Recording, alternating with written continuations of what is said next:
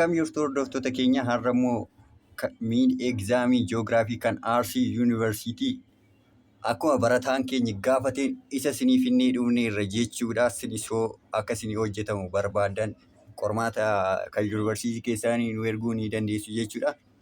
Isa dura garuu qormaata warreen barbaadan karaa yuutuubii Kiyyaa Akaadaamii fi karaa tiiktookii Kiyyaa Akaadaamiitiin guyyaa guyyaan ni gadhiisna tiiktookii irratti jechuudha. Karaa achiniitiin argachuu ni dandeessu.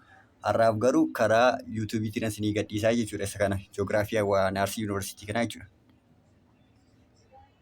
Gara mata duree jalqabaatti hogguu seennu inni jalqabaa true or falseidha jechuudha. The high area circumference ratio of the country, the greater will be its degree of compactness. Greater yoo ta'u seeni gara sarkiliitti jechuudha kan inni dhiyaatu malee hin caalu.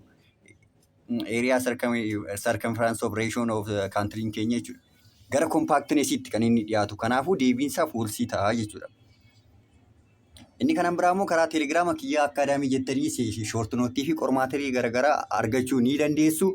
Wanta immoo yaadnee jira jechuudha. Amma qormaata jala gaafa geessan yuunivarsiitii kamirraati akka taatan yuunivarsiitii kamirraa qormaanni keessan yoom akka ta'e nutti himtanii gaafa sun gargaara qormaata waliin hojjechuu dandeenya jechuudha. Isinis irratti hirmaattanii asiinis barattoonnis nutis irratti hirmaannee qormaaticha waliin hojjechuu ni dandeenya jechuudha. The Afar Triangle is known by its salt deposit, while the main Ethiopia rift is permanent by its rain-fed farming. Sirruma Afar Triangle yaa'u salt depositidha. Garuu main Ethiopia rift valley akkuma yeroo darbe wal wajjin ilaalle dominantiin isaa iddoo baay'een isaa volkaanoodhaan kan inni baay'atu. Rooba xiqqoo ishii haa jiraatu malee permanently rain-fed agriculture ni jiru jechuudha. Iddoo tokko tokkotti iyyuu haa jiraatu malee kanaafuu deebiinsa falsii ta'a jechuudha. In terms of size, Ethiopia is the largest of the continent of African country, while Djibouti is the smallest. Horn of Africa illee jedhee haa ta'u garuu in terms of Africa continent jedheerasitti. In terms of the size, Ethiopia is the largest continent of Africa country, while Djibouti is the smallest. Deebiinsaa falsii ta'a jechuudha. Afrikaarraa in terms of largest country kan jedhamtu Aljeeriyaadha. The smallest country kan jedhamtu immoo Seychelles yookiin immoo Mauritius illee taate malee jechuudha. Djibouti ta'uu hin dandeessu jechuudha. The main geological event of Mesozoic era were denudation in the placenedha. Kunis sobaa jechuudha. Akkamitti soba seetan Mesozoic era keessatti epirogenesisiidha malee wannoo miti jechuudha. Denudationii fi finaalpineeshin kan jettu kana miti jechuudha. Inni denudationiin kan inni raawwate Paleozoic era keessatti jechuudha. Denudationiin kan inni raawwate garuu Paleozoic era keessatti, Mesozoic era keessatti garuu kan raawwate epirogenesis yookiin immoo slow rising and slow sinking of the earth lafti kan inni gadi seenidha jechuudha. The Rift Valley physiographic region is the most unstable part of in Ethiopia jira. Sirruma kun. Rift Valley physiographical region an jennu most unstable waan iddoo tokkotti volkaanoo hin dhu'a. Raafamiinsi lafaanii jira waan baay'eetu jira jechuudha. Kanaafuu unstable part of the Ethiopian part kan jedhame sababa kanaatiif jechuudha. Maachingiitti yommuu dhufnu immoo epirogenesis jedha jechuudha. Epirogenesisiin bara kam ta'ee biyya jalaa waggaa dhaqnee ilaallu Paleozoic jedhee Mesozoic era keessatti jechuudha. Epirogenesis akkuma amma isinii slow rising and slow sinking kan inni raawwatamee ture. Mesozoic era keessatti ture jechuudha. Denudationii immoo akkuma amma wal wajjin ilaalle Paleozoic era keessatti jechuudha. Orogenesis kan nuti jennu immoo inni immoo kan inni irratti ta'e tokkoffaan deebiinsaa caadhaa jechuudha. Jaaffaan jechuudha. Jaaffaan caadha deebiinsaa. Torbaffaan immoo torbaffaan haadhaa jechuudha Paleozoic era keessatti. Saddeettaffaan orogenesis kan jedhu kun saddeettaffaan Precambrian era keessatti jechuudha. Orogenesis yerootti building of mountain kan jedhamu jechuudha. Yerootti gaarreen garagaraa itti uumaman. Inni orogenesis irra kan jiru Precambrian era kana ta'a jechuudha. The widest and the largest parts of Rift Valley kan nuti jennu immoo Afar Triangleidha jechuudha. Akkuma beektan biirra kan jiru kana Afar Triangle, the widest and the largest parts of part of Rift Valley kan jedhamu jechuudha. Kanaafuu inni baataa jechuudha. Kurnaffaan immoo the smallest and the southernmost part of the Rift Valley jedha. The smallest and the southernmost part of the Rift Valley kan jedhu kanaaf immoo Caw Bahaar ta'a jechuudha. Gaarra kan jiru kana jechuudha. Caw Bahaar kan jedhu kana ta'a jechuudha.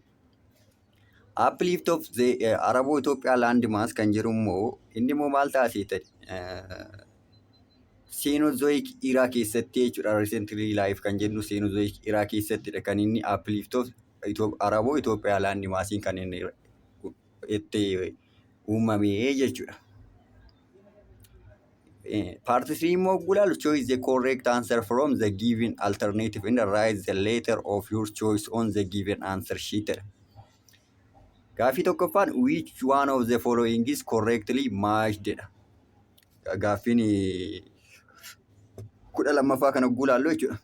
South Western Highland Mountain guunaadha, falsiidha. South Eastern Lowland wettest part of Ethiopia, South Western partidha jechuudha. Wettest part of Ethiopia kan jedhamu.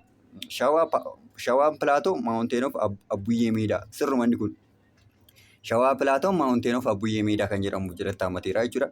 North Central Massive Mountain Asimbaadha. Asimbaan Tigraayin Plateau jalattidha kan inni hammatamu malee North Central Massive jalatti hin hammatamu jechuudha. As daashin faatanii North Central Massive jalatti kan hammatamu. Kudha sadaffaan immoo which of the following method is useful to find the age of rock in numerical value? Kudha sadaffaan jechuudha. A. The method of original or horizontal kan akkas jedhuun baranne iyyuu jechuudha. The principle of superposition kan akkas jedhu sin baranne kitaaba irra sin jiru. The principle of cross cutting relationship kan akkas jedhu hin jiru jechuudha. The method of carbon dating kan jedhu laalli irra jechuudha wal wajjin kitaaba irratti. Which one of the following is odd? Africa. A. Africa. Kanaafuu deebiin inni ammaa inni 13ffaan diidha jechuudha. Which one of the following is odd? A. Africa. B. North America. C. Australia. D. South America jedha. Kana odii akkamii in terms of karaa baay'eetiin ilaaluu dandeessu garuu Gondwaanaa fi Looreeziyaadhaan wal qabsiisnee yommuu nuti ilaallu odii kan ta'e as keessaatii B. North Americaadha jechuudha. Afrikaa, Austraaliyaa fi South Amerikaan Gondwaanaa laandii jalatti kan isaan hammatamanii North Amerikaan immoo Looreeziyaadha jechuudha kan inni jalatti hammatamu. Kanaafuu B'dha jechuudha deebisa. Garuu in terms of kanan biraatiin wanta asiin gaafate jijjiiramuu ni danda'a jechuudha. Which one of the following is correct about Horn of Africa? Horn of Africa irraa sirrii kan ta'e kamidha? It is home of 6 country. 4 natti fakkaate 6 yoo ta'u Horn of Africa country have uniformly culture and language jedha kun waan hin fakkaanne iyyuu afaanii fi aadaa wal fakkaatu hin qabani. It is narrow tip that protrudes into the North Indian Ocean. Inni kun ni ta'a natti fakkaate. Somalia is the smallest country of Horn of Africa. Falsiidha. Kanaafuu deebiin isaa caadha natti fakkaate iddoo kanatti. Yaada keessa isinis koomentii irratti naa barreessaa. Which one of the following is true about a map? Waa'ee kaartaa irratti wal qabatee isa kamidha dhugaanii jedha. A. Map is two-dimensional scale represent of part or wall of the air surface. Kana ituma kanan biraan dubbisiin ni beektu jechuudha. Maappiin lafa irratti two-dimensional scale-dhaan kan inni part yookiin wall of the earth irratti kan inni bakka bu'u. Kanaafuu gara biraatti itoo hin deebiin Eedha jechuudha. Map is exactly represent of the shape of the earth falsiidha. Deebiin isaa tokko ta'a jechuudha. 3 dimension qabu. Map cannot represent portion of the earth view vertical from the above jedha falsiidha. Kanaafuu E ta'a jechuudha tokkoffaan. One of the following factors is not among the reason why the lowland of Ethiopia are sparsely populated. One of the following kanneen armaan gadii keessaa tokko sababa hin ta'uu jedha. Maaliif lowland of Ethiopiaan uummanni faffacee akka jiraatuuf sababa hin ta'uu jedha kanneen armaan gadii keessaa tokko. The extremely low amount of rainfall that most of the lowland receive. 17ffaan jechuudha. And the extremely low amount of rainfall that most of lowland receive increase access to contraceptive and see the prevalence of vector-borne diseases such as malaria, hot lowland, the fact that no one is herding the major source of livelihood in most of lowland dha. Kana jechuun bakka deebiinsaa biidhaa jechuudha. Increasing access to contra counter contraceptive kan jedhu kana isa ta'a jechuudha deebisa. Ethiopia is nicknamed as a country experiencing 30 months of sunshine. This particular phenomena could be attributed to its geological location, visible location, absolute location, and relative location. Kanaafuu absolute location jechuudha Itoophiyaan isheen ittiin beekamtu kilaayimeetiin ishee kan inni ittiin murtaa'e jechuudha. Which one of the following is the wettest region in Ethiopia? The wettest region in Ethiopia kan jedhu Southwestern Highland dha. A. Northwestern Highland, B. Southeastern Highland, C. Southwestern Highland, D. North Central Massif dha. Southwestern Highland dha jechuudha Itoophiyaan kan isheen ittiin beekamtu. Which one of the following is the most extensive lowland in Ethiopia jedha. Most extensive lowland in Ethiopia kan jedhamu Southeastern Lowland dha jechuudha. A. Southwestern Lowland, B. Western Lowland, C. Southeastern Lowland, D. Northwestern Lowland dha. Kanaafuu C. Southeastern Lowland dha jechuudha deebisa. In which physiographic region in Ethiopia is the most popular mountain peak found dha. A. Arsii Baalee Island, B. Shawaa Plateau, C. North Central Massif, D. Southwestern Highland. Most popular mountain peak jedhamuun kan inni beekamu North Central Massif dha jechuudha C. Among the following Mesozoic sediment, which one is suspected to have potential for oil in the natural deposit in Ethiopia? Kanneen armaan gadii keessaa Mesozoic sedimentary warreen jedhaman keessaa suspect potential of oil in the natural depositidhaan kan beekamu kamidha jedha gaafii 22ffaani. Kanaafuu 22ffaan siidhaa jechuudha Intala Liimistoonii laallee irra wal wajjin. Oilii yookiin immoo naachuraal gaaziidhaan kan beekamu Intala Liimistoon jedhamuun beekama jechuudha.